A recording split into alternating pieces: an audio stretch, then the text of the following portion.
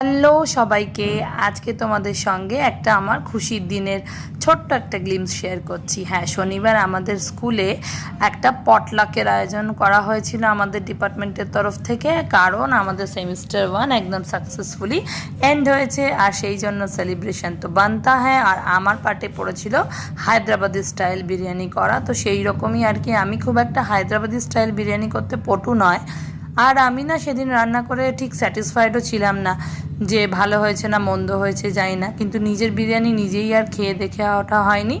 মানে আমি একেবারে এখানকার সাউথ ইন্ডিয়ান কুইজিন টেস্ট করতে ভীষণ ভালোবাসি, ওদের খাবারগুলো ভীষণই স্পাইসি হয়, তাই আমি একদম সরাসরি জাম্প করেছিলাম ভেজ আইটেমসের দিকে। আর সব কটা আইটেমস বলতে গেলে ভীষণ ভীষণ টেস্টি ছিল। আর এখানে অলরেডি দেখতে পাচ্ছ খাওয়া দাওয়া শুরু হয়ে গেছে, বুফে লেগে গেছে, আর আমরা সব বসে গেছি খেতে।